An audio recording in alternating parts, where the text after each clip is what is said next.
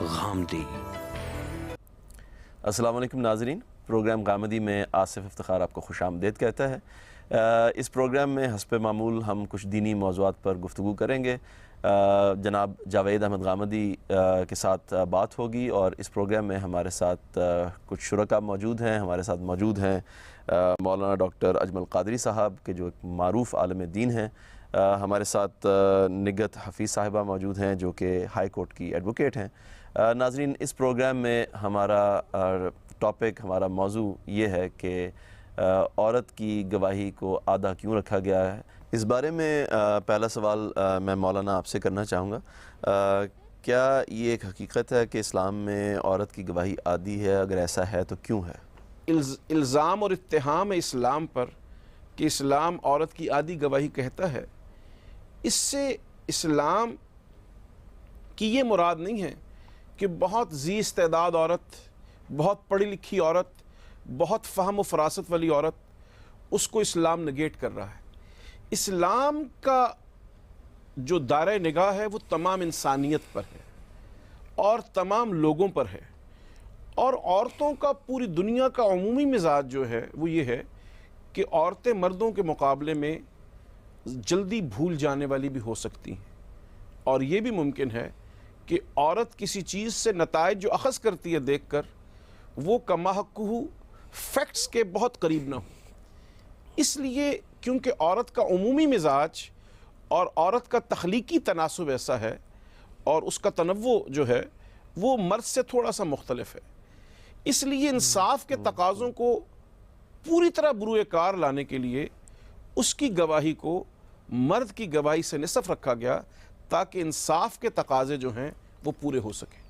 کیا آپ یہ آرگومنٹ آپ کے لیے ایکسیپٹیبل ہے؟ Do you find it? نہیں، بالکل میں اس کو ایکسیپٹ نہیں کرتی۔ ابھی جیسے مولانا صاحب نے انصاف کے تقاضوں کی بات کی ہے، تو وہاں پہ انصاف کا تقاضا کیا ہوگا؟ اگر ایک سائڈ پہ عورت بہت کمپیٹنٹ ہے، کوئی ڈاکٹر ہے، وکیل ہے، بہت انٹیلیجنٹ ہے، دوسری سائڈ پہ اگر ایک مرد جاہل ہے، ان پڑھ ہے، اس کو کچھ پتہ نہیں ہے، تو پھر وہاں پہ انصاف کا تقاضا کیا ہوگا؟ اور یا کوئی اگر ایسی صورتحال ہو، فرض کریں کہیں اگر کوئی جرم سرزد ہوا ہے جہاں پہ اگر موجود ہی عورتیں تھیں، تو وہاں پہ پھر انصاف کا تقاضا کیا ہوگا کہ آپ مرد کو کہاں سے اٹھا کے لائیں گے؟ غامدی صاحب، اس میں آپ اپنی رائے سے ہمیں مستفید فرمائیں کہ کیا یہ بالعموم قرآن کو بھی پیش کیا جاتا ہے، کچھ احادیث کا بھی ذکر کیا جاتا ہے، کیا قرآن و حدیث سے یہی معلوم ہوتا ہے کہ عورت کی گواہی مرد کے مقابلے میں آدھی ہوتی ہے؟ میرا نقطہ نظر اس معاملے میں تھوڑا سا مختلف ہے، اور میں بڑے ادب کے ساتھ جسارت کر رہا ہوں، کچھ ذرا تفصیل سے پیش کر دوں۔ دیکھیے، بات یہ ہے کہ گواہی کے معاملے کو پہلے تو دیکھنا چاہیے کہ اس کی نوعیتیں کیا ہوتی ہیں۔ ایک گواہی وہ ہے جو کسی واقعے پر لی جاتی ہے، کوئی حادثہ ہو گیا، کوئی جرم ہو گیا، ڈاکہ پڑ گیا، بدکاری کا ارتکاب ہوا، اس پر عدالت گواہی طلب کرتی ہے۔ عدالتی گواہی کے معاملے میں میرے پاس انتخاب کا کوئی حق نہیں ہوتا۔ وہاں کوئی مرد موجود ہوگا، وہاں کوئی عورت موجود ہوگی، وہاں کوئی بچہ موجود ہوگا، محض قرائن کی شہادت ہوگی، کچھ نہیں کہا جا سکتا۔ اس وجہ سے ہماری شریعت میں بھی اس معاملے میں کوئی پابندی عائد نہیں کی گئی۔ قرآن مجید کو آپ پڑھ جائیے، آپ حدیث کے پورے ذخیرے کو دیکھ لیجئے، کسی جگہ اس معاملے میں کوئی پابندی عائد نہیں کی گئی، بلکہ اس کو قاضی کی ثوابدید پر چھوڑ دیا گیا ہے۔ وہ جس کی گواہی کو موضوع سمجھے گا قبول کر لے گا۔ اسے یہ دیکھنا ہے کہ جرم کا ثبوت صحیح ہونا چاہیے، اسے یہ دیکھنا ہے کہ مجرم کو کیفر کردار تک پہنچنا چاہیے، اسے یہ دیکھنا ہے کہ استغاثہ پیش کرنے والے کو انصاف ملنا چاہیے۔ ان تینوں چیزوں کو سامنے رکھ کر وہ گواہیوں کا جائزہ لے گا۔ اور میں آپ سے عرض کروں کہ یہ بات بالکل درست کہی جاتی ہے، قانون کے ماہرین بھی اس کو تسلیم کرتے ہیں کہ گواہ بعض اوقات جھوٹا ہوتا ہے، قرینہ جھوٹ نہیں بولتا۔ اس وجہ سے گواہ بھی دیکھے جاتے ہیں، قرائن بھی دیکھے جاتے ہیں، حالات بھی دیکھے جاتے ہیں، ان کو سامنے رکھ کر کس چیز کو قبول کرنا ہے، کس چیز کو قبول نہیں کرنا، اس کا فیصلہ کیا جاتا ہے۔ چنانچہ ہماری شریعت بھی چونکہ بالکل انصاف کے اوپر اپنے سارے قانون کی بنیاد رکھتی ہے، تو اس نے عدالتی گواہی کے معاملے میں ایسی کوئی پابندی کسی جگہ عائد نہیں کی۔ قرآن مجید نے زنا کی سزا کے معاملے میں ایک نصاب مقرر کیا ہے، وہاں پر بھی اگر آپ دیکھیں تو عربیت کی روح سے اس کی کوئی گنجائش نہیں ہے کہ اس طرح کی کوئی پابندی عائد کی جائے، بس گواہ ہونے چاہیے۔ گواہ مرد ہے، گواہ عورت ہے۔ میں نے آپ سے عرض کیا کہ بارہا ایسا ہوتا ہے کہ ایک بچہ گواہ ہے، ڈاکہ پڑا ہے، اور بچے نے پہچان لیا ہے کہ یہ ہمارا ہی ملازم ہے جو پہلے ہمارے ہاں نوکری کرتا رہا, ملازمت کرتا رہا, آج جو ڈاکہ ڈالنے کے لیے آ گیا ہے, عدالت مطمئن ہو جاتی ہے, وہ سمجھتی ہے کہ اس مجرم کو فی الواقع سزا ملنی چاہیے تو وہ سزا دے سکتی ہے. قرآن مجید نے یہ پابندی نہیں لگائی, یہ رسالت مآب صلی اللہ علیہ وسلم نے بھی پابندی نہیں لگائی, اور جب کوئی بات قرآن مجید میں نہیں ہے, رسالت مآب صلی اللہ علیہ وسلم نے اس کو بیان نہیں فرمایا, تو اس کے بعد وہ فقہا کی ایک رائے ہو سکتی ہے جس پر میں آپ گفتگو کر سکتے ہیں. یہ صرف اللہ کی بات ہے اور اللہ کے پیغمبر کی بات ہے جس کے سامنے ہم سب کو سر تسلیم خم کرنا چاہیے, اس میں ایسی کوئی بات نہیں ہے. غامدی صاحب, اس میں ابھی مزید تفصیل کی ضرورت ہے. ناظرین, گفتگو ہماری جاری ہے, ہمارے ساتھ رہیے. اس وقفے کے بعد واپس آتے ہیں اور اپنی گفتگو کو جاری رکھیں گے.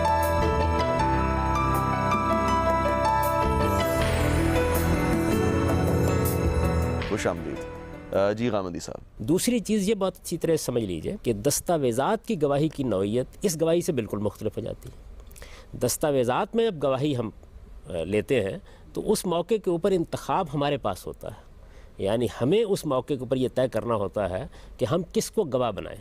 جس طرح جب جرم ہوتا ہے تو آپ کسی ڈاکہ ڈالنے والے کو, کسی بدکاری کرنے والے کو یہ نہیں کہتے کہ بھائی اپنے ساتھ 1 یا 2 گواہ لے کے آؤ, لیکن جس وقت آپ کسی دستاویز پر گواہی طلب کرتے ہیں, میں نے آپ کے ساتھ ایک مکان کا سودا کیا ہے, میں نے آپ سے کچھ قرض لیا ہے اور اس طرح کا معاملہ کیا ہے, تو یہاں مجھے گواہ بنانا ہے. ایک پہلو اس کا یہ ہے. اور دوسرا پہلو یہ ہے کہ کوئی اس طرح کا معاملہ عدالت میں پیش ہوا ہے اور وہاں عدالت کو گواہ طلب کرنے, دونوں پہلو ہوتے ہیں. تو پہلے دوسرے پہلو کو لے لیجئے, یعنی قرآن مجید کے قانون کے مطابق اگر کسی بھی معاملے میں کوئی دیوانی مقدمہ ہے, کوئی جھگڑا پیدا ہو گیا, کوئی نزاع پیدا ہو گئی ہے اور اس میں معاملہ عدالت میں چلا گیا ہے, تو یہاں بھی عدالت یہ دیکھے گی کہ اس دستاویز میں یا اس معاملے میں یا اس معاہدے میں جو کچھ کہا جا رہا ہے, قرائن کیا کہتے ہیں, شہادتیں کیا کہتی ہیں, اور اس میں ہو سکتا ہے کہ کوئی چیز لکھی نہ گئی ہو, ممکن ہے کہ اس کے اوپر عام طریقے کے گواہ بھی نہ بنائے گئے ہوں. ان تمام چیزوں کو سامنے رکھ کر عدالت کے سامنے صرف یہ ہونا چاہیے کہ اسے انصاف دینا ہے. چنانچہ یہاں بھی اس طرح کی کسی تفریق کا اس کو پابند نہیں کیا گیا. لیکن ایک بالکل دوسری چیز یہ ہے کہ جب میں کوئی معاملہ کرنے لگتا ہوں اس موقع کے اوپر ہمیں گواہ بنانے ہیں. اصل میں قرآن مجید کی سورہ بقرہ میں جو آیت ہے اس کا تعلق صرف اس صورتحال سے ہے, یعنی اس میں نہ تو واقعاتی گواہی زیر بحث ہے, وہ وہاں موضوع بحث ہی نہیں ہے, وہاں جرائم کی گواہی کا کوئی ذکر نہیں ہے, اور نہ وہاں یہ مسئلہ زیر بحث ہے کہ اگر تمہارے سامنے کوئی نزاع آتی ہے, کوئی جھگڑا آتا ہے یا کسی مالی لین دین کے بارے میں کوئی قضیہ آتا ہے تو تمہیں کیسے گواہ طلب کرنے چاہیے. اگر یہ دوسری بات کہنا ہوتی تو قرآن مجید کی وہ آیت یہاں سے شروع نہ ہوتی کہ تم اگر کوئی لین دین کا معاملہ کرنے لگو تو اس طریقے سے گواہ بناؤ. وہ یہاں سے شروع ہوتی کہ اگر تمہارے ہاں لین دین کا کوئی مقدمہ سامنے آئے تو اس پر اس طرح گواہ طلب کرو. اس وجہ سے سورہ بقرہ کی جس آیت کو مبنا بنا کر یہ ساری بات اسلام کے حوالے سے کہی جاتی ہے اس کا نہ تو واقعاتی گواہی سے کوئی تعلق ہے اور نہ عدالتی گواہی سے کوئی تعلق ہے. ہمارے ہاں جو لا آف ایویڈنس بنایا گیا ہے اس معاملے میں اور جو اس وقت نافذ العمل ہے اس کی کوئی بنیاد ہی نہیں ہے. میرے نزدیک عدالت کو تو صرف یہ دیکھنا ہے, جب یہ معاملہ عدالت میں زیر بحث تھا آپ کی وفاقی شرعی عدالت میں, تو اس وقت جسٹس گل محمد صاحب اس کے چیئرمین تھے, انہوں نے مجھے بلایا تو میں نے وہاں پر بحث کر کے ان کو یہ بتایا کہ میں نے کہا یہ میں آپ کی خدمت میں یہ گزارش کرنا چاہتا ہوں کہ عدالت میں اگر کوئی مقدمہ پیش ہوتا ہے تو مثال کے طور پر قرآن مجید سورہ بقرہ کی اس آیت میں کہتا ہے کہ لین دین کا کوئی معاملہ تو لکھ لو. ایک بوڑھی اماں آپ کے پاس آتی ہے, اس نے کسی موقع کے اوپر کسی پلاٹ کا سودا کیا تھا, نہیں لکھا, انصاف نہیں دیں گے اسے؟ یعنی اگر فرض کر لیجئے کہ قرائن یہ بتا رہے ہیں کہ یہی مالکہ ہے اور فی الواقع اسی نے سودا کیا تھا, اگر گواہ بھی مل گئے ہیں لیکن لکھا نہیں, قرآن مجید کی آیت تو یہاں سے شروع ہوتی ہے نا, تو اس وجہ سے اس بات کو سمجھ لیجئے کہ اس کا تعلق عدالت سے نہیں ہے. یعنی ثبوت جرم سے اس کا ثبوت جرم سے کوئی تعلق ہی نہیں ہے. یہ اگر ہوتا تو الفاظ بالکل مختلف ہوتے. جس وقت ہم کوئی معاملہ کرنے لگے ہیں, اہتمام کرنے, اس موقع پر قرآن کہتا ہے کہ تم کو کسی دستاویز پر لین دین کے کسی معاملے کے اوپر گواہ کیسے بنانے ہیں. یعنی یہاں گواہ بنانے کا عمل زیر بحث ہے, نہ کہ عدالت میں گواہی لینے کا عمل زیر بحث ہے. اس فرق کو بہت اچھی طریقے سے سمجھ لینا چاہیے. ساری غلط فہمی اصل میں یہاں سے پیدا ہوتی ہے. قرآن مجید کے بارے میں بھی آپ کو یہ بات جان لینی چاہیے کہ وہ صرف عدالتی قانون کو بیان کرنے کے لیے نہیں آیا. اس کا اصلی مقصود ہمارے نفوس کا تزکیہ کرنا ہے. وہ ہمیں چاہتا ہے کہ ہم اپنے آپ کو پاکیزہ بنائیں. اس میں کوئی شک نہیں ہے کہ وہ عدالتی قوانین بھی بیان کرتا ہے, لیکن یہاں اس کا موضوع یہ نہیں ہے. یہاں وہ یہ بتا رہا ہے کہ مسلمانوں کو جھگڑوں اور نزاعات سے بچنے کے لیے کیا اہتمام کرنا چاہیے. اس میں سب سے پہلی بات یہ کہی ہے کہ اگر کوئی لین دین کا معاملہ کرو تو اس کو ضرور آپس میں لکھ لو. اس کے بعد یہ بتایا ہے کہ جب تم گواہ طلب کر رہے ہو, تم گواہ بنا رہے ہو, تمہارے پاس اختیار موجود ہے, کوئی مقدمہ درپیش نہیں ہے, تو مردوں کو گواہ بناؤ. اس کی وجہ یہ ہے کہ گھر در میں کام کرنے والی خواتین ان کو عدالتوں میں کیوں گھسیٹا جائے؟ یہاں انتخاب میرے پاس ہے۔ تو قرآن مجید نے پہلی ہدایت مجھ کو یہ کی کہ مردوں کو گواہ بناؤ، پھر اس کے بعد یہ کہا کہ اگر کہیں مرد دستیاب نہیں ہیں، 2 مرد نہیں ملتے، تو پھر اس کے ساتھ اگر کسی عورت ہی کو گواہ بنانا پڑ رہا ہے تو ایک عورت اس کے ساتھ ہونی چاہیے، تاکہ جب یہ گھر در میں رہنے والی بیوی عدالت میں گواہی دینے کے لیے جائے تو ایسا نہ ہو کہ وہاں گھبرا جائے۔ ظاہر بات ہے کہ اگر کوئی خاتون عدالتی معاملات میں بہت شریک نہیں ہوتی رہی، اگر وہ اس طرح کی چیزوں میں اس طریقے سے گواہی دینے کے لیے کبھی نہیں جاتی رہی، تو اس لیے ایک اجنبی ماحول ہوگا۔ تو اس طرح کے اجنبی ماحول میں ایسا نہ ہو کہ تم جو لین دین کا معاملہ کر رہے ہو یہ جھگڑے کا شکار ہو جائے۔ چنانچہ آپ یہ دیکھیے کہ ہمارے ائمہ میں سے امام ابن تیمیہ نے اور امام ابن قیم نے بڑی تفصیلی بحث کی ہے اس میں، اعلام میں، اور بڑی تفصیلی بحث کر کے یہ بتایا ہے کہ اس آیت کا نہ تعلق عدالت سے ہے، نہ اس کا کوئی تعلق جرائم کی گواہی سے ہے، یہ تو اصل میں ہم مسلمانوں کو اپنے مال کی حفاظت کے لیے ایک تعلیم دے رہی ہے، اور بڑی فطری بات بتا رہی ہے کہ جس موقع کے اوپر گواہ کا انتخاب ہمارے پاس ہے، ہم ایک دستاویز پر گواہ بنانے لگے ہیں، معلوم نہیں دستاویز آج لکھی جا رہی ہے اور گواہی دینے کا معاملہ کہیں 20 سال بعد پیش آئے گا۔ اس موقع پر ہمیں کوشش کرنی چاہیے کہ ان کو گواہ بنائیں جن کو عدالت میں طلب کرنا آسان ہو، جن کے ساتھ معاملہ کرنا آسان ہو، اور وہ ظاہر ہے کہ عام حالات میں مرد ہوتے ہیں۔ اس میں بھی ظاہر بات ہے شریعت کا قانون جو سد ذریعہ پر مبنی ہوتا ہے، یہ سارا وہ قانون ہے، اس میں ہمیشہ سے یہ بات ملحوظ ہوتی ہے کہ اگر کسی موقع کے اوپر آپ یہ محسوس کرتے ہیں کہ جس وجہ سے یہ بات کہی گئی ہے وہ چیز ہی ختم ہو گئی ہے، تو اس کے ساتھ ہی حکم کی نوعیت بھی بالکل تبدیل ہو جائے گی۔ یعنی سد ذریعہ کے حکام کی نوعیت یہ ہوتی ہے، مثلا مجھے پورا اطمینان ہے اس معاملے میں کہ ایک خاتون بہت اچھے طریقے سے گواہی دے سکے گی، اور میں اطمینان رکھتا ہوں اس معاملے میں، تو اللہ تعالیٰ نے ایک عمومی قانون بیان کر دیا ہے، اس مستثنی صورت میں میں اس کو تنہا بھی گواہ بنا سکتا ہوں۔ قاضی کے لیے بھی کوئی ضروری نہیں، اگر وہ سمجھتا ہے کہ ایک عورت نے گواہی دے دی اور یہ اس کے لیے کفایت کرتا ہے تو دوسری کو قاضی کا اس سے کوئی تعلق ہی نہیں ہے۔ دیکھیے قاضی کو تو اس بنیاد پر فیصلہ نہیں کرنا، میں آپ سے عرض کر رہا ہوں کہ قاضی کو تو اس بنیاد پر فیصلہ کرنا ہے کہ اس کے سامنے کیا مواد آیا ہے، یعنی وہ وہاں آپ سے یہ نہیں کہے گا کہ دیکھیے اگر آپ نے دستاویز نہیں لکھی تو میں آپ کا مقدمہ لینے کے لیے تیار نہیں ہوں، آیت تو اسی سے شروع ہوتی ہے نا۔ وہ یہ کہنے کا مجاز نہیں ہے کہ آپ نے اگر عورتوں کو گواہ بنا لیا تو میں آپ کا مقدمہ سننے کے لیے تیار نہیں ہوں۔ وہ اس کا مجاز نہیں ہے کہ اگر آپ نے 2 عورتوں کو گواہ نہیں بنایا تو میں آپ کا مقدمہ سننے کے لیے تیار نہیں ہوں، اس کا عدالت سے کوئی تعلق نہیں ہے۔ یہ تو مجھے کہا گیا ہے کہ تم اتنا اہتمام کر لو جس کے نتیجے میں کل جھگڑا نہ پیدا ہو۔ چنانچہ اس آیت کے آخر میں اس کی علت، اس کی حکمت بیان کی گئی ہے، اور یہ کہا گیا کہ ذالک اقوم للشہادہ، یعنی یہ جو تمہیں ترتیب بتائی گئی ہے اور یہ جو تمہیں طریقہ بتایا گیا ہے یہ گواہی کے لیے زیادہ موزوں ہو جائے گا اور تم اپنے مال کی حفاظت کر سکو گے۔ تو اس کا در حقیقت دونوں چیزوں سے کوئی تعلق نہیں۔ میرا نقطہ نظر اس معاملے میں یہ ہے، میں اس پر لکھ بھی چکا ہوں، بڑی تفصیل سے اس کا استدلال بھی بیان کر چکا ہوں، اور یہ بتا چکا ہوں کہ اس میں سرتسر غلط فہمی پیدا ہوئی ہے، اور اس کے نتیجے میں اسلام کے بارے میں غلط تاثر لوگوں کے ذہن میں جاتا ہے۔ اللہ تعالیٰ بالکل دوسری بات کر رہے ہیں، اس کا تعلق ہمارے تزکیے، ہماری تطہیر، ہمیں نزاعات سے بچانے سے ہے، اس کا کوئی تعلق نہ عدالت سے ہے نہ عدالتی گواہی سے ہے۔ اس لیے اس معاملے پر کوئی قانون شہادت بنانے کی قطعاً ضرورت نہیں ہے۔ اس کا اہتمام مجھے انفرادی حیثیت میں کرنا ہے، عدالت صرف یہ دیکھے گی کہ گواہ کون ہے، معاملے کی نوعیت کیا ہے، اور کیا فی الواقع اس کی گواہی سے مقدمہ ثابت ہوتا ہے یا نہیں۔ چاہوں گا کہ مولانا آپ بھی اپنی رائے ہمیں دیں۔ کہیں پر ایک تنہا بوڑھی عورت کا سچ اتنا حاوی ہوتا ہے کہ بہت ہٹے کٹے مردوں کی جو بات ہے وہ اس کے آگے بالکل صفر ہو جاتی۔ تو یہ درست ہے کہ یہ معاملات اور مقدمات کی نوعیت پر ہے، اور حدود کے اندر تو بہرحال اس کا بہت اہتمام ہے، لیکن اس کے علاوہ جو معاملات ہیں اس میں اس کے لیے ایسی صورتیں موجود ہیں کہ اس میں گنجائش مل سکتی ہے۔ اور اگر کہیں پر تنہا ایک عورت ہے اور کوئی گواہ نہیں ہے تو یہ تو نہیں کہا جا سکتا کہ کسی نے اس سے زیادتی کی ہے تو اس تنہا عورت کی گواہی کی بنیاد پر اس کو گواہ نہ ہونے پر اس کو چھوڑ دیا جائے۔ وہاں پر اور چیزیں ہوں گی، وہاں پر اور معاملات ہوں گے، وہاں اس ایک عورت جس کے ساتھ یہ ظلم ہوا ہے اس کا کہنا بھی کافی ہوگا، اور وہ جو ظالم ہے اس کو سزا ملے گی۔ مولانا آپ ہی کی بات کو جاری رکھتے ہیں، ناظرین ہمارے ساتھ رہیے، واپس آتے ہیں اس بریک کے بعد۔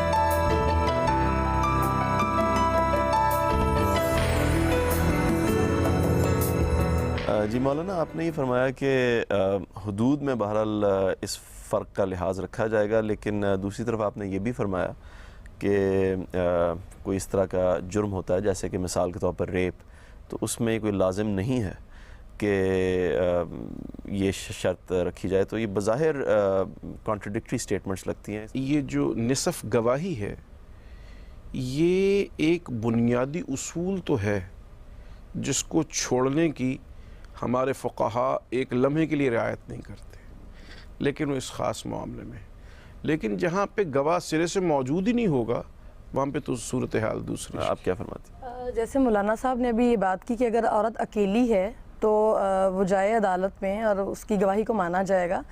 بہت سارے اگر کیسوں کی مثالیں میرے سامنے ہیں جس میں اگر زنا کے نتیجے میں ایک عورت حاملہ ہو گئی تو اس کا تو ایک ثبوت تھا کہ ریپ یعنی کہ انہوں نے اڈلٹری کی ہے، تو اس کو صرف حاملہ ہونے کی وجہ سے سزا ملی، لیکن مرد کیونکہ کوئی اور گواہ موجود نہیں تھا وہ بری ہو گیا۔ تو میرا خیال ہے ایسا نہیں ہوتا کہ اگر عورت کیسوں میں ایسا نہیں ہوا کہ اگر عورت اکیلی ہے موجود ہے گواہ کے طور پہ تو اس کی گواہی کو نہیں مانا گیا۔ لیکن اگر گواہ موجود ہیں، بیچ میں مرد بھی ہیں اور عورتیں بھی ہیں، تو ان اصولوں کے پیش نظر جن کا ذکر مولانا نے تفصیل سے کیا، اس میں بہرحال یہ تناسب رکھا جائے گا کہ ایک مرد اور دو عورتیں۔ اس سے بالکل ایسا لگتا ہے جیسے کہ عورت ایک کمتر درجے کی شخصیت ہے، حالانکہ ہمارے معاشرے میں بھی اور اسلام میں بھی عورت کو اس طرح سے سمجھا نہیں جاتا، لیکن جب آدھی گواہی کی بات کرتے ہیں اور ہماری سوسائٹی کے ہی کچھ مرد عورت کی پھر مذاق اڑاتے ہیں کہ جا تیری تو گواہی آدھی ہے۔ اگرچہ غامدی صاحب کی بات ذرا مختلف ہے مولانا کی بات سے، وہ اس کو اس کانٹیکس میں رکھ رہے ہیں کہ جب آپ خود گواہ سلیکٹ کریں تو غامدی صاحب کا بھی کہنا یہ ہے کہ بالعموم ہم یہ پسند کرتے ہیں کہ خواتین کورٹ کچہری کے معاملے میں نہ انوالو ہوں۔ نہیں، اس طرح سے جیسے اگر آج کی سوسائٹی کی ہم بات کرتے ہیں، یہ جب پہلی سوسائٹی کو اگر دیکھیں پرانے وقتوں کی بات تو اس میں شاید عورت اس طرح سے مرد کے شانہ بشانہ نہیں تھی۔ آج جو ہے وقت بدل چکا ہے، اب عورت اگر ہر جگہ پہ مرد کے ساتھ ہے، گھر سے باہر بھی اس کے ساتھ کام کر رہی ہے اور وہ ہر چیز کو ہینڈل بھی کر رہی ہے، تو پھر میرا نہیں خیال کہ وہ کسی بھی طرح اگر جیسے مولانا صاحب نے اشارہ کیا کہ ایک موقع پہ اگر مرد بھی موجود ہے اور عورت بھی موجود ہے تو پھر مرد کی گواہی کو عورت سے ڈبل لیا جائے گا۔ تو اگر ایسی عورت موجود ہے کہ جو زیادہ بہتر طریقے سے گواہی دے سکتی ہے تو پھر اس کی گواہی جو ہے اس کو زیادہ ماننا چاہیے یا مانا جانا چاہیے۔ میں یہ محسوس کرتا ہوں کہ فلاں عورت جو ہے وہ زیادہ ذہین ہے، زیادہ کمپیٹنٹ ہے، زیادہ ایبلٹی رکھتی ہے، تو کیا قرآن کی آیت اس بات کی نفی کرتی ہے کہ میں اس کو سلیکٹ کر سکتا ہوں؟ میں پہلے تو ایک بات کی تصحیح کرنا چاہوں گا، آپ نے بڑی عنایت فرمائی، آپ نے یہ کہا کہ غامدی صاحب کا نقطہ نظر ذرا مختلف ہے، میرا نقطہ نظر بالکل مختلف ہے، اور میں نے اس کو بڑی وضاحت کے ساتھ بیان کیا ہے، اور میرا خیال یہ ہے کہ نقطہ نظر کے معاملے میں یہ بات بڑی واضح رہنی چاہیے کہ وہ اگر ذرا مختلف ہے تو ان کو ذرا مختلف کہنا چاہیے، اور اگر وہ بالکل مختلف ہے تو ان کو بالکل مختلف ہی بیان ہونا چاہیے۔ میں نے 3 باتیں بڑی وضاحت کے ساتھ بیان کی ہیں۔ پہلی بات میں نے یہ عرض کی ہے کہ جہاں تک واقعات کا تعلق ہے، جرائم کا تعلق ہے، ان میں اسلام نے نہ عورت کی نہ مرد کی کسی کی گواہی میں کوئی فرق نہیں کیا۔ مجھے یہ بتائیے کون کہہ سکتا تھا کہ انگلیوں کے نشانات بولیں گے؟ کون کہہ سکتا تھا کیمرے کی شہادت آپ کے سامنے آ جائے گی؟ کون یہ کہہ سکتا تھا کہ ڈی این اے ٹیسٹ بہت سی حقیقتوں کو بالکل متعین کر کے آپ کے سامنے رکھ دے گا؟ کون کہہ سکتا تھا کہ پوسٹ مارٹم کی رپورٹ کیا نتائج آپ کے سامنے بنا دے گی؟ اس وجہ سے یہ بات کہ جرم کی گواہی کے معاملے میں فرق کیا جائے کہ عورت ہے، مرد ہے، بچہ ہے، بوڑھا ہے، ہرگز نہیں۔ پہلی بات میں نے یہ عرض کی ہے۔ دوسری بات میں نے یہ عرض کی ہے کہ دستاویزات کے معاملے میں بھی اس آیت کا عدالت کے قانون سے کوئی تعلق نہیں ہے۔ دیکھیے میں آپ سے عرض کروں، عدالت کی گواہی کے معاملے میں جب قرآن مجید نے اسی سورہ نساء میں یہ بیان کیا کہ کعبہ عورتوں کے بارے میں گواہی طلب کی جائے تو الفاظ کیا ہیں؟ فاستشہدوا علیہن، ان پر گواہ طلب کرو، یہاں یہ نہیں کہا گیا۔ اس وجہ سے اس کا عدالت سے بھی کوئی تعلق نہیں ہے۔ اس کی بنیاد پر جو عدالتی قانون بنایا گیا ہے، جو لا آف ایویڈنس بنایا گیا ہے، جو حدود آرڈیننس ہمارے ہاں بنائے گئے ہیں، میرے نزدیک ان میں ایک ایک چیز اس کے خلاف ہے، اور میرے نزدیک وہ قرآن مجید کی صحیح تعبیر نہیں ہے۔ قرآن مجید اس طرح کی کوئی پابندی عائد ہی نہیں کرتا۔ چنانچہ جس وقت یہ حدود آرڈیننس زیر بحث تھا اس وقت میں نے اس کے اوپر تنقید کی تھی۔ جب یہ بنایا گیا تھا 1979 میں تو سب سے پہلے میں نے اس کے اوپر تنقید لکھی تھی اور یہ بتایا تھا کہ اس پہ اسلام کی غلط تعبیر ہوئی ہے۔ حدود کے معاملے میں، جرائم کے معاملے میں ہرگز ایسی کوئی پابندی نہیں، کوئی فرق نہیں۔ قرآن تفریق نہیں کرتا، رسالت مآب صلی اللہ علیہ وسلم نے تفریق نہیں کی۔ پورے آپ احادیث کے ذخیرے کو دیکھ لیجئے، ادنا درجے میں آپ کو کوئی اشارہ اس کا نہیں ملے گا۔ اسی طرح اس آیت کا بھی عدالتی معاملات سے کوئی تعلق نہیں ہے۔ یہ مجھے ایک ہدایت دے رہی ہے، اب عدالت زیر بحث نہیں، قانون زیر بحث نہیں، میں ایک دستاویز لکھنے لگا ہوں تو اس میں یہ بات کہی گئی۔ اس میں پھر میں نے مزید آپ سے عرض کیا کہ اس حکم کی نوعیت کیا ہے، یعنی احکام کی 2 نوعیتیں ہوتی ہیں۔ ایک احکام وہ ہوتے ہیں جو اصلاً مطلوب ہوتے ہیں، اور ایک وہ ہوتے ہیں جو سد ذریعہ کے اصول پر چلتے ہیں۔ دیکھیے جس طرح کہ میں آپ سے عرض کروں، بدکاری کو اسلام نے ممنوع قرار دیا، یہ اپنی اصل میں ممنوع ہے، لیکن اس تک پہنچنے والے راستے بند کرنے کے لیے بہت سی ہدایات دی جاتی ہیں، جیسے آپ کہتے ہیں نا کہ محرم کے بغیر خواتین سفر نہ کریں، یہ کیا ہے؟ یہ سد ذریعہ ہے۔ چنانچہ آپ دیکھیے کہ امام شافعی نے اسی زمانے میں اس میں اپنی یہ رائے دی، اور ان کی یہ رائے کتاب الام میں موجود ہے۔ انہوں نے یہ فرمایا کہ ہمیں یہ دیکھنا ہوگا کہ اگر فتنے سے محفوظ رہ کر عورت سفر کر لیتی ہے تو یہ شرط اس پر نہیں عائد کرنی چاہیے۔ بالکل اسی طریقے سے قرآن مجید کی سورہ بقرہ کی بھی آیت سد ذریعہ کی آیت ہے، یعنی یہ کیا کہہ رہی ہے؟ یہ کہہ رہی ہے کہ اللہ تعالیٰ نے تمہیں تمہاری گواہی کو بہتر کرنے کے لیے یہ ہدایت دی ہے کہ تم اپنے مال کو محفوظ کرنے کے لیے مردوں کو گواہ بناؤ۔ اگر کسی موقع کے اوپر آپ کو پورا اطمینان ہے کہ آپ جس خاتون کی گواہی اس میں پیش کر رہے ہیں اس میں کوئی تردد کا امکان نہیں، کوئی خرابی کا امکان نہیں، وہ پوری طرح گواہی دے دے گی، وہ ایک وکیل ہے، وہ عدالت میں بیٹھتی ہے، وہ بہت سے معاملات میں ایک عام مرد سے بہتر طریقے پر بات کرنے کے لیے تربیت پا چکی ہوئی ہے، تو آپ اس کو گواہ بنا سکتے ہیں۔ تو اصل میں نوعیت سمجھنی چاہیے احکام کی۔ ایک احکام وہ ہوتے ہیں جن میں مطلق طور پر اللہ تعالیٰ آپ کو پابند کر رہے ہوتے ہیں، اور ایک وہ نوعیتیں ہوتی ہیں کہ جس میں آپ کو یہ بتایا جا رہا ہوتا ہے کہ اگر آپ یہ کام کریں گے تو آپ کے لیے بہتری کا ذریعہ بنے گا، اور وہ اگر سد ذریعہ کے احکام ہے۔ سد ذریعہ کا مطلب بھی سمجھ لیجئے، یعنی کسی برائی کو، کسی خرابی کو روکنے کے لیے آپ اس کے لیے پہلے سے کچھ احتیاطی تدابیر بتاتے ہیں، تو یہ سد ذریعہ ہو جاتا ہے۔ تو حکم کی نوعیت یہ ہے۔ اس وجہ سے میرا نقطہ نظر اس معاملے میں جو ہمارے عام فقہا کا نقطہ نظر ہے اس سے بہت مختلف ہے، اور میں اس پر بڑی تفصیل سے لکھ چکا ہوں، بہت بحث کر چکا ہوں۔ اس میں جو دلائل عام طور پر دیے جاتے ہیں ان دلائل کا محاکمہ بھی کر چکا ہوں، اور یہ بتا چکا ہوں کہ ایسی کوئی چیز نہیں ہے، یہ اسلام کے اوپر بالکل ایک تہمت ہے۔ اس معاملے میں غلط سمجھا گیا اس کے نقطہ نظر کو، وہ ہرگز اس طرح کی کوئی پابندی عائد نہیں کر رہا۔ غامدی صاحب، اس میں بھی مزید تفصیل کی ضرورت ہے۔ ناظرین، گفتگو ہماری جاری ہے، ہمارے ساتھ رہیے۔ اس وقفے کے بعد واپس آتے ہیں اور اپنی گفتگو کو جاری رکھیں۔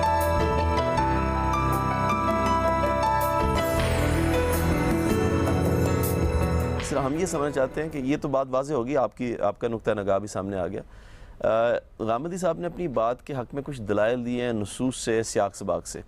جو ہمارے ہاں اس سے مختلف رائے ہے اس میں وہ کیا دلائل ہیں کہ جو ان دلائل کی نفی کرتے ہیں؟ بس ان کی طرف کچھ اشارہ فرما دیں۔ ان کا مستدل ہے وہ آیہ مبارکہ جس سے یہ فرماتے ہیں سورہ بقرہ کی، اصل میں اس میں اتنی صراحت آ گئی ہے، اتنی وضاحت آ گئی ہے کہ میں سمجھتا ہوں اس پہ کسی رائے دینے کی ضرورت ہی نہیں ہے۔ اور قرآن نے یہ جو کہا ہے اس کی حکمت کو سمجھنے کی ضرورت ہے، اور اس کی لم تک پہنچنے کی ضرورت ہے۔ اور یہ ایک ایسا مسئلہ ہے جو ایک اسٹیبلشڈ قسم کا مسئلہ ہے، اس پہ کوئی دو رائے ہو ہی نہیں سکتی۔ محترم غامدی صاحب کی اس رائے سے میں شدید اختلاف کرتا ہوں کہ اس پر عدالتوں کو اب سمجھ جانا چاہیے۔ میں یہ سمجھتا ہوں کہ یہ وہ قانونی نظیر ہے اور یہ وہ نقطہ نگاہ ہے جس کی صرف آج نہیں، آنے والے کل میں بھی اس کی بنیاد پر بہت سے فیصلے ہوں گے۔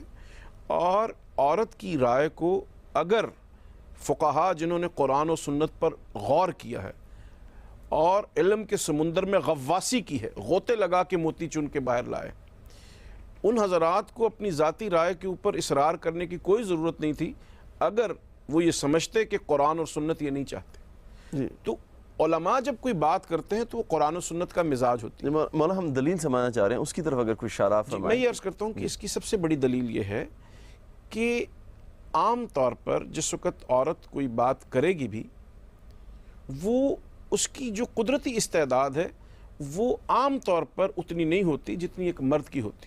اور میں جناب جاوید احمد غامدی صاحب کی اس بات سے بالکل اتفاق کرتا ہوں کہ اب جدید سائنس کی ترقی سے ایسی چیزیں وجود میں آ گئی ہیں کہ گواہ کی حیثیت ثانوی ہو گئی۔ میرا سوال اصل میں یہ تھا کہ غامدی صاحب نے اپنی رائے کے حق میں سیاق سباق اور نصوص سے کچھ دلائل دیے ہیں، تو ہمارے فقہا جو ہیں اس بات کی نفی میں وہ کیا دلائل دیتے ہیں کہ جو نصوص اور سیاق سباق سے ایک مختلف فہم کی طرف اشارہ کرے؟ مرد کو تعدیباً کچھ ایسے حقوق حاصل ہیں جس سے وہ عورت کی سرزنش کر سکتا ہے۔ تو یہ جو مرد کو یہ حقوق حاصل ہیں وہ اسی وجہ سے حاصل ہیں کہ عورت کہیں جب کسی بات کا اظہار کرتی ہے تو اس کے اندر پورے انصاف کے تقاضے جو ہیں وہ باقی نہیں رہتے۔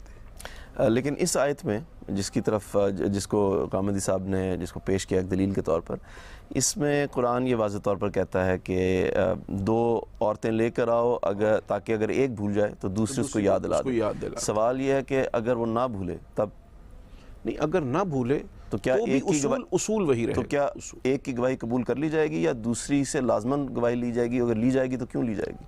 عورت جب آئے گی اور اس کے ساتھ ایک اور معاون موجود ہوگی تو دونوں کی گواہی مل کے ایک مرد کی گواہی کے برابر ہو. نہیں، لیکن سوال تو اصل میں یہ ہے کہ اگر وہ نہیں بھولتی تو کیا اگر نہیں بھولتی تو بھی اکیلی اس کی جو گواہی ہے وہ اتنی مقبول نہیں ہوگی جتنی ایک مرد کی گواہی. اور دوسرے جو پہلو جس کی طرف غامدی صاحب نے اشارہ کیا کہ آیت شروع ہی یہاں سے ہو رہی ہے کہ جہاں تم دین کے معاملات، قرض کے معاملات طے کرو، اس کا تعلق جرائم سے یا حوادث سے نہیں ہے. یہ صرف ان ڈاکیومنٹس پر اور ان دستاویزات تک محدود نہیں ہے، بلکہ قانون کے جملہ جو تقاضے ہیں، جملہ جہاں پر کوئی غیر قانونی کام ہوتا ہے اور جہاں پر ہمیں انصاف کو حاصل کرنا ہے، وہاں ہر جگہ پر یہی اصول لاگو ہو. غامدی صاحب، یہ کیا بات صحیح ہے کہ عورت کی میں کوئی عقلی نقص ہے؟ کیونکہ ایک رائے یہ بھی عام طور پہ دی جاتی ہے کہ ایک فرق ہے، اور دوسرا جو سوال ہے وہ یہ ہے کہ اگر ایسا ہے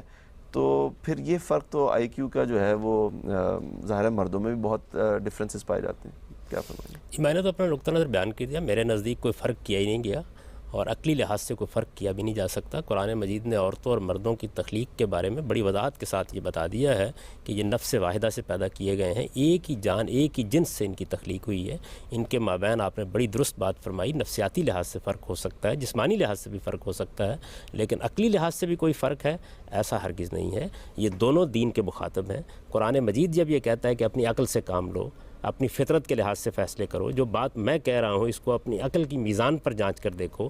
جب وہ اہل دوزخ کا یہ قول نقل کرتا ہے کہ لو کننا نسمع و ناقل ما کننا فی اصحاب السعیر، تو مردوں اور عورتوں دونوں کو مخاطب کرتا ہے. تو عقلی لحاظ سے ان کے درمیان کوئی فرق نہیں ہے. جس روایت کا آپ نے حوالہ دیا اس کے بارے میں مولانا نے آپ کو توجہ دلائی کہ اول تو یہ ہے کہ وہ صحت کے معیار پر اس طرح پوری نہیں اترتی، لیکن تھوڑی دیر کے لیے اس کو مان بھی لیجئے تو اس میں لوگوں نے بات سمجھنے میں غلطی کھائی ہے. وہاں رسالت مآب صلی اللہ علیہ وسلم نے اگر وہ بات آپ نے فرمائی ہے تو یہ فرمایا ہے کہ دینی معاملات میں اور دنیوی معاملات میں عورت پر ذمہ داری کم ڈالی گئی ہے. یعنی عربی زبان میں یہ ناقصات کا لفظ اردو مفہوم کے مطابق ضروری نہیں استعمال کیا جائے، یہ ایک دوسرے مفہوم میں بھی استعمال ہوتا ہے. ذمہ داری ڈالنے میں کوئی شبہ ہی نہیں ہے. دیکھیے، میں اس سے پہلے بھی کئی پروگراموں میں آپ کی خدمت میں یہ عرض کر چکا ہوں کہ رشتوں کی بنیاد پر فرق کرنا، ذمہ داریوں کی بنیاد پر فرق کرنا، یہ تو فطرت کا تقاضا ہے.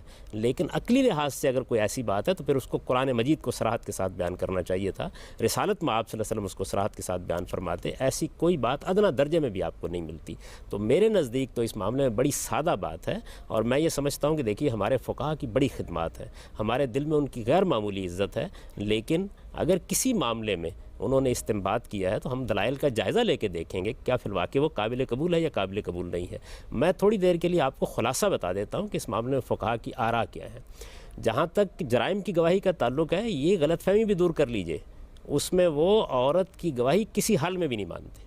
یعنی وہ یہ کہتے ہیں کہ وہاں صرف مرد گواہ ہونے چاہیے. چنانچہ حدود کے معاملات میں ابھی بھی جو آپ کے یہاں حدود آرڈیننس ضیاء الحق صاحب کے زمانے کے بنے ہوئے موجود ہیں، ان میں عورتوں کی گواہی حدود کے معاملے میں قبول ہی نہیں کی جاتی. اگر حدود کے جرم میں آپ کسی کو پکڑتے ہیں تو حد کی سزا آپ نہیں دے سکتے. اگر کوئی عورت ہے، 4 عورتیں بھی ہیں تب بھی نہیں دے سکتے، 10 عورتیں ہیں تب بھی نہیں دے سکتے. یہی بات بیان کی گئی. تعزیر کا مطلب تو یہ نا کہ شرعی قانون ختم ہو گیا، اب اس کے بعد آپ معاملہ کر رہے ہیں. اس پر بھی میرا سوالات ہیں. میں یہ کہتا ہوں کہ جرم کے ثبوت کے معاملے میں اس فرق کی عقلی بنیاد کیا ہے؟ یعنی اگر عورت کی گواہی سے جرم ثابت ہو گیا ہے تو پھر حد کیوں نہیں، اور اگر ثابت نہیں ہوا تو تعزیر کیوں لگاتے ہیں آپ؟ کیا وجہ ہے؟ اس کی وجہ یہ ہے کہ جرم کے معاملے میں یہ تصور کرنا کہ وہ 10% ثابت ہوتا ہے، 20% ثابت ہوتا ہے، 95% ثابت ہوتا ہے، 99% ثابت ہوتا ہے، اس کی کوئی بنیاد ہی نہیں ہے. جرم یا 100% ثابت ہوگا یا ثابت نہیں ہوگا. مجرم کے حالات کے لحاظ سے اور جرم کی نوعیت کے لحاظ سے تو سزا میں فرق کیا جا سکتا ہے، لیکن جرم کے ثبوت کے لحاظ سے فرق کیا جائے گا اس کا کوئی سوال نہیں ہے. اس میں ایک اور حدیث کو لوگوں نے مستدل بنایا ہے، ادرأوا الحدود بالشبہات. اس میں رسالت مآب صلی اللہ علیہ وسلم نے حد کو فقہی اصطلاح میں استعمال نہیں کیا بلکہ سزا کے معنی میں استعمال کیا ہے، اور یہ ایک مسلمہ قانون بیان کیا ہے کہ کوئی سزا بھی شبہ کی بنیاد پر نہیں دی جا سکتی. شبہ کا فائدہ ہمیشہ مجرم کو دیا جاتا ہے. اس مسلمہ اصول کو رسالت مآب صلی اللہ علیہ وسلم نے بیان فرمایا. میں اس پر بڑی تفصیلی یعنی بیانڈ ریزنیبل ڈاؤٹ اگر جب تک نہیں پروو ہوا تو آپ نہیں سزا اس کو دے سکتے. جج لکھتا ہے، اپنے فیصلے میں لکھتا ہے، اور ہمیشہ اس بات کی صراحت کرتا ہے کہ اسے اس معاملے میں کوئی شبہ نہیں رہا، وہ قابل اطمینان جگہ پر پہنچ گیا ہے، اس کے بعد وہ سزا دے رہا ہے. تو ثبوت کی بنیاد پر کوئی فرق نہیں کیا جا سکتا. ہمارے فقہا اس کو نہیں مانتے. اس کے معاملے میں جب پوچھا جاتا ہے کہ استدلال کیا ہے، کیا قرآن ہے، کیا حدیث ہے، ज़ुहरी की एक रिवायत है जो मरफू भी नहीं है, जिसमें मज़त सुन्ना के अल्फाज आए कि ये तरीका हमारे यहाँ यानी हुजूर चलता तक नहीं रहा है। पहुंचती। रिसालत में आप सल्लल्लाहु अलैहि वसल्लम की तरफ कोई उन्होंने मरफू नहीं किया रवायत को, ताबईन की तरफ भी नहीं किया, बल्कि उनका कौल है और वो अपना तासुर बयान कर रहे हैं। बिलअमूम आप देखें जितनी बहसें हुई हैं, मेरे साथ भी बहुत से लोगों ने इस मामले में बहसें की हैं, सब में इसी रवायत को पेश किया जाता है। मेरे नज़दीक इतना बड़ा फ़ैसला इसकी बुनियाद पर करना, मैं तो इसको जसारत समझता हूँ। इससे आगे चल के देखिए, ये जो आयत है जिसकी बुनियाद पर आप गुफ्तगू कर रहे हैं, इस आयत को भी वो महदूद कर देते हैं सिर्फ उन मामलात से जिनका ताल्लुक़ औरतों के और बाहमी मामलात से। वहाँ कहीं गवाही कबूल करने के लिए तैयार होते हैं, वरना इसमें भी गवाही कबूल करने के लिए तैयार नहीं होते, और इस तरारी में इसको मानते हैं कि अगर कहीं नहीं है तो फिर इस तरह का तरीका इख्तियार किया जाए। मैंने आपकी खिदमत में ये अर्ज़ किया है कि मैंने इसको समझने की कोशिश की है, इस तमाम इस्तदलाल का जायज़ा लेने की कोशिश की है, एक एक चीज़ के अंदर उतर कर इसको जानने की कोशिश की है। मैं पूरे इत्मीनान के साथ ये बात लिख भी चुका हूँ, आपने सवाल किया तो आपके सामने कह भी रहा हूँ, और मैं आपसे अर्ज़ करता हूँ कि जिन मामलात में अल्लाह ताला ने ये फ़र्क किया है और जिन में इसको बुनियाद बनाया है, उनका मैं सबसे बड़ा अलंबरदार हूँ। और रिजालो कव्वामूना अलन निसा की आयत का ताल्लुक़ मियाँ बीवी के रिश्ते से है, उसका औरतों और मर्दों की किसी अमूमी फजीलत से नहीं। मेरी माँ के रिश्ते में मुझ पर 1000 दर्जे ज़्यादा फजीलत रखती है, इस वजह से ये उसकी बुनियाद नहीं है। तो इन तमाम बुनियादों का जायज़ा लेके देखा जाएगा कि उसकी क्या नौइयत है। मैं अपना पूरे इत्मीनान के साथ आपसे अर्ज़ करता हूँ कि दीन में इस नौइयत की कोई तफरीक नहीं। गामदी साहब, इसमें अभी मज़ीद तफसील की ज़रूरत है।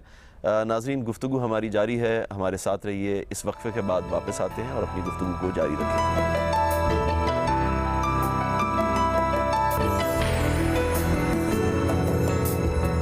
अगर हालात तब्दील हो गए हैं और अब बिलअमूम किसी सोसाइटी में या किसी तबके में ख़वातीन जो हैं वो बहुत कॉम्पिटेंट हैं, तो इसमें कोई माने नहीं है कि उनको गवाह बनाया जाए। मैंने इस पर भी बड़ी तफसीली गुफ्तगू करके आपको बताया है कि इस हुक्म की नौइयत तय करनी चाहिए। फ़िक़्ह में अहकाम को 2 हिस्सों में तकसीम किया जाता है, एक जो अपनी ज़ात में मतलूब होते हैं और एक जो सद्द ज़रिया के उसूल पर होते हैं। इस वजह से मैं तो पूरा इत्तेफाक करता हूँ इनसे, मेरे नज़दीक यही दीन का सही नुक्ता नज़र है, और अगर कुरान और सुन्नत में कोई बात इसके ख़िलाफ़ होती तो मैं सबसे बढ़कर उसको आपके सामने पेश करता। मेरा ख़्याल ये है कि जिन चीज़ों पर हमें फ़ुक़हा की आरा में नज़रसानी करनी चाहिए, उनमें से एक चीज़ ये भी है, और शहादत के मामले में, दियत के मामले में, वो भी कभी ज़ेर बहस आएगी तो मैं अपना नुक्ता नज़र बयान करूँगा। मेरा अपना नुक्ता नज़र ये है कि कुरान की बात समझने में गलती हुई है, और ये बात महल नज़र है, इस पर हमें गौर करना चाहिए। हम भी इंसान हैं, हो सकता है हमारी राय भी गलत हो, हम अपने बारे में कोई इद्दा नहीं रखते, लेकिन तालिब-इल्माना तरीके से बहुत अज्ज़ के साथ ये बात अर्ज़ करने की जसारत कर रहे हैं कि इसमें इस्तदलाल वाज़े नहीं होता, और जो इस्तदलाल इस मामले में पेश किया गया अब तक, वो ऐसा नहीं है कि उसकी बुनियाद पर इतना बड़ा फ़ैसला करके उसको इस्लामी कानून का एक लाजमी हिस्सा बना दिया जाए। माना अगर मुख्तसरन आप अपने कंक्लूडिंग कमेंट्स दे दें। फ़ुक़हा ने औरत की जो गवाही को निसफ़ रखा है वो कुरान से भी साबित है, इसी आया मुबारक से सूरह बक़रा की, जिसकी तरफ मोहतरम जनाब जावेद अहमद गामदी साहब ने इशारा फरमाया। और फ़ुक़हा का पूरा इंस्टीट्यूशन जो है वो 1350 साल से इसी के ऊपर कायम है। और हमारे यहाँ जो ऑर्डिनेंस आया है, हुदूद ऑर्डिनेंस, और उसके बाद शरीयत अपीलेट कोर्ट ने भी इसका जायज़ा लिया है, तो हमारे जजेस भी इसी नतीजे। मौलाना, ये तो वो चीज़ें ना जो टेक्निकली उलमा समझते हैं। मैं ये चाहता हूँ कि अगर सादा लफ्ज़ों में हमारे व्यूअर्स को आप वो थोड़ा सा, जिस तरह गामद साहब ने अपनी बात का इस्तदलाल पेश किया, अगर थोड़ा सा सादा लफ्ज़ों में हमें वो इस्तदलाल बिलुबाब ये है कि औरत क्योंकि मिजाज, और वो नस से अगर आप बताएं हमें कि सियाक सबाक में, क्योंकि अकली बहसें तो बहुत हुई यहाँ पर, लेकिन नसूस के हवाले से जिस तरह सियाक सबाक से इन्होंने इस्तदलाल किया, कुरान के अल्फाज से इस्तदलाल किया, वो नस मबनी बर नस इस्तदलाल जो है जो फ़ुक़हा पेश करते होंगे यकीनन कुरान मजीद, तो वो अगर सादा लफ्ज़ों में हमारे व्यूअर्स को समझ में आए कि वो इस्तदलाल उनके पीछे मौजूद क्या है। कुरान मजीद ने जहाँ पर इस आया मुबारक में कहा कि अगर एक औरत आती है और वो अपने साथ दूसरी औरत को लेकर आए, ताकि अगर वो कोई चीज़ भूल जाती है तो वो उसको याद दिला सके। इस याद दिलाने का मतलब ये नहीं है कि ज़रूरी कोई औरत भूल जाएगी, मतलब ये है कि औरतों के अंदर एक उमूमी तौर पर एक ऐसी मिजाज के अंदर एक कैफियत होती है कि वो चीज़ की डिटेल बताते हुए इतनी जज्बाती हो जाती हैं कभी कि वो जो बाकी के जो एविडेंसेस हैं और ये बाकी की जो चीज़ें हैं उसकी तफसीलात से सरफ नज़र कर लें। मौलाना, सवाल असल में ये था कि अगर वो नहीं भूली और पूरे एतमाद के साथ उसने गवाही दे दी है, तो उस सबूत जुर्म में नक्स क्या वाक़ हो गया? देखिए बात यह है कि उसूल एक जगह जो होगा हर जगह वही होगा। ये तो नहीं हो सकता कि किसी एक चीज़ में अगर कोई औरत नहीं भूली तो उसको दूसरी जगह रखा जाए। और सिर्फ भूलना यहाँ पर एक मुहावरतन है। मुराद ये है कि औरत दूसरी औरत की मशावरत से जो बात करती है वो उससे मुकम्मल होती है। नहीं, लेकिन इसकी तो आप नफ़ी नहीं फरमा रहे कि ये बहुत मुमकिन है, और इब्तिदा में आपने ये बात वाज़ेह तौर पर फरमाई थी कि ये बहुत मुमकिन है कि कुछ ख़वातीन ऐसी हों, कोई खातून ऐसी हो कि जो पूरे तमाद के साथ बगैर किसी सुकम के, बगैर किसी परेशानी के वो दे देती है। तो सवाल असल में ये है, बिल्कुल ऐसा हो सकता है, लेकिन सवाल ये है कि अगर एक औरत जो है उसको हम मान लेते हैं तो वहाँ उसूल तो नहीं तब्दील होगा, उसूल तो वही रहेगा। इसलिए यहाँ हम बात उसूल की कर रहे हैं, इस्तिस्ना की बात नहीं कर रहे। फ़ुक़हा इसके मुकाबले में जब ये बात करते हैं उसको तामीम में ले जाते हैं तो वो क्या दलाइल देते हैं? क्योंकि यहाँ पर तो बज़ाहिर अल्फाज यही बात कह रहे हैं। इसका इतलाक़ उमूम पर करते हैं कि हर जगह ये उसूल कार फरमा होगा। किस दलील की बुनियाद पर करते हैं? इसी आया मुबारक की बुनियाद। गामिदी साहब, आप भी अगर इसमें कंक्लूडिंग कमेंट्स दे दें। मेरी जितनी भी बात है उसको आप चंद निकात की सूरत में बयान कर सकते हैं। यानी मेरे नज़दीक कुरान मजीद ने, रिसालत पाक सल्लल्लाहु अलैहि वसल्लम ने किसी मौके पर भी ऐसी कोई बात नहीं कही, कभी ये पाबंदी नहीं लगाई गई कि जराइम के मामले में औरत गवाह बनाई जाएगी या मर्द गवाह बनाया जाएगा। इसको काजी की सवाबदीद पर छोड़ दिया और ये वही फ़ैसला करता है कि किसकी गवाही कबूल करनी है, किसकी गवाही कबूल नहीं करनी। और जुर्म के मामले में गवाही की हैसियत अब सानवी हो चुकी है। बहुत सी ऐसी चीज़ें अब हमारे सामने आ गई हैं जिनकी बुनियाद पर हम इससे ज़्यादा कतईयत के साथ किसी जुर्म के बारे में फ़ैसला कर सकते हैं। मेडिकल रिपोर्ट अगर आपको ये बता रही है कि किसी औरत के साथ इस तरह का मामला नहीं हुआ तो 15 गवाह भी आ जाएँ तो उनकी कोई हैसियत बाकी नहीं रही, सूरत हाल बहुत तब्दील हो गई। दूसरी बात मैंने आपसे ये अर्ज़ की है कि जहाँ तक इस आयत का ताल्लुक है, आप इसको बार बार पढ़िए, बार बार इस पर गौर कीजिए, इसका अदालत के मामलात से कोई ताल्लुक नहीं। कुरान मजीद ने कई मकामात के ऊपर जराइम की गवाही का जिक्र किया है। आप देखिए वहाँ अदना इशारा भी इस जानिब नहीं किया, वहाँ सिर्फ शुहदा का लफ्ज़ इस्तेमाल किया है। और उसमें भी बाज़ हज़रात जो अदद मादूद की बहस करते हैं, मैंने उसका जवाब दिया है और ये बताया है कि अरबी ज़ुबान से ये बिल्कुल नावाकफ़ियत पर मबनी इस्तदलाल है। अरबी ज़ुबान में इसकी कोई गुंजाइश नहीं है, वहाँ गवाह ही मकसूद है और गवाह मर्द भी हो सकता है, औरत भी हो सकती है, कोई और भी हो सकता है। यानी आयत पूरी की पूरी है वो यहाँ से शुरू होती है कि इज़ा तदायन तुम बिदैन, जब तुम कोई बाहमी मामला ऐसा करते हो जिसमें तुम कोई लेन देन कर रहे हो तो उस मौके के ऊपर तुम गवाह बनाओ 2 मर्दों को। ये मैंने आपसे पहले अर्ज़ कर दिया है कि अल्लाह ताला ने वहाँ पर ये बात कही है, लेकिन मुझे कही है, आपको कही है, अदालत को नहीं कही। मैंने उसमें इशारा किया था आपको इस जानिब कि अगर पेश नज़र ये मकसूद होता कि वहाँ अदालत को कोई हिदायत दी जा रही होती तो फिर आयत के अल्फाज ही बिल्कुल मुख्तलिफ होते। फिर उसमें यह कहा जाता कि फस्तशहिदू, तुम उसमें गवाह तलब करो। इस वजह से ये बात भी ठीक नहीं है कि जब किसी औरत को बुलाया जाए, ये सवाल नहीं है, औरत को बुलाया नहीं जाएगा, मर्द को बुलाया नहीं जाएगा। जो गवाह आपने बनाए हुए हैं आप पेश करेंगे उनको उस मौके के ऊपर। और हो सकता है एक दस्तावेज़ आज लिखी गई हो और मुमकिन है कि उसका मामला कहीं 2 बरस बाद, 10 बरस बाद, 20 बरस बाद ज़ेर बहस। अगले प्रोग्राम तक के लिए इजाज़त चाहता हूँ। अल्लाह हाफ़िज़।